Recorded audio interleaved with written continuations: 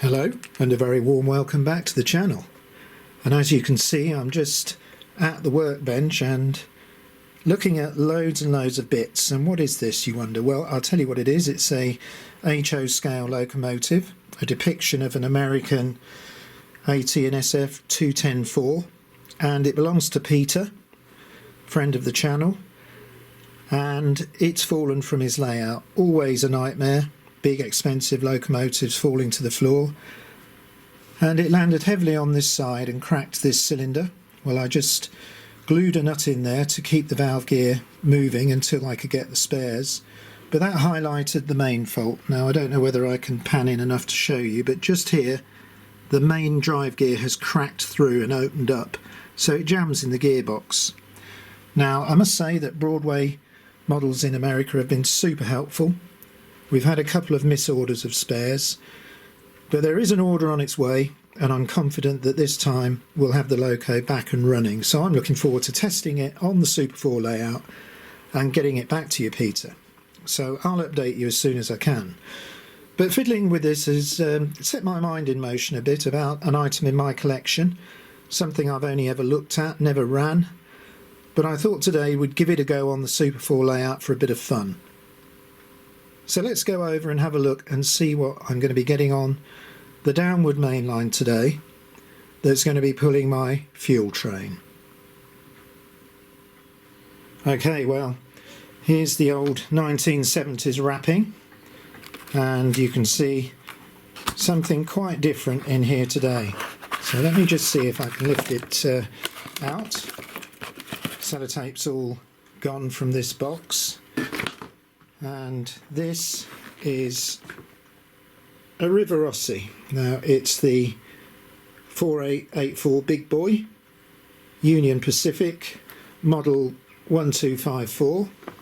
Let's see if I can get the lid off because it's reflecting a bit. And what a magnificent looking thing this is. Huge, great, powerful black locomotive.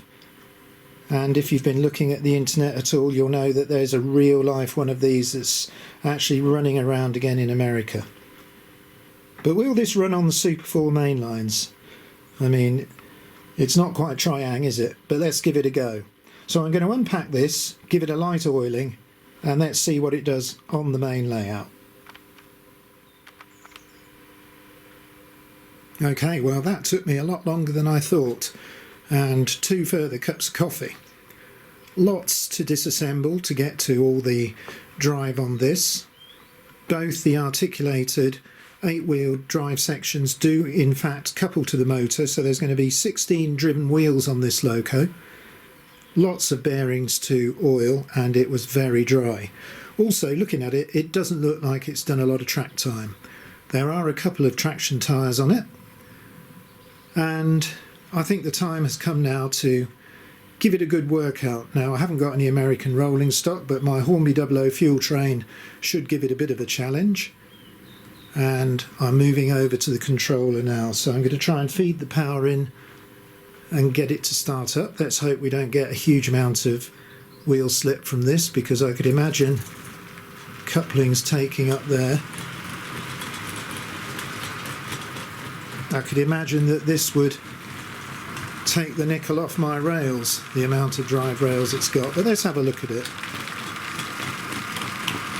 That's quite a quiet runner, as you can hear, and I've got it set really slowly so we can get a look at this good depiction of valve gear and watch it crawl around the layout. What a really excellent loco this is. There's a little bit of gear noise from it. I think I ought to repack the gearboxes actually. The bearings have all been lubricated, but taking the gearboxes apart would be a bigger job, so that's something for probably next maintenance cycle. So it's crawling round the back of the downward main line.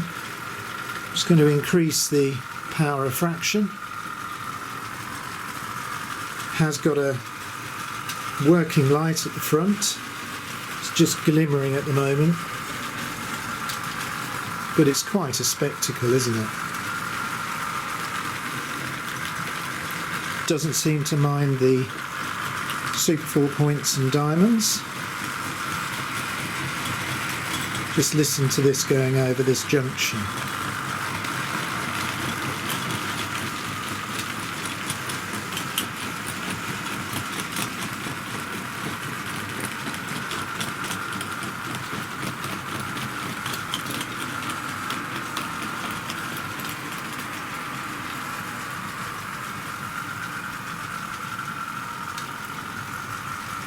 This is a little bit more at the high end of the scale in the 1970s.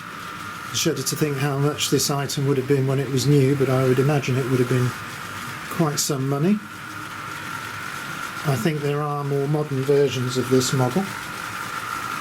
Perhaps ought to do a bit of research. Just going to put a little bit more speed on it now. I think this is a great speed for it to go around the layout. But as I said, a little bit different. But that's what model trains, toy trains is about, isn't it? Great to experiment with different items. And this isn't something you'd normally see on the Triang Super 4 layout. But it's great that it runs on the track, and I think it means that when I get Peter's loco fixed, I'll be able to run it round too.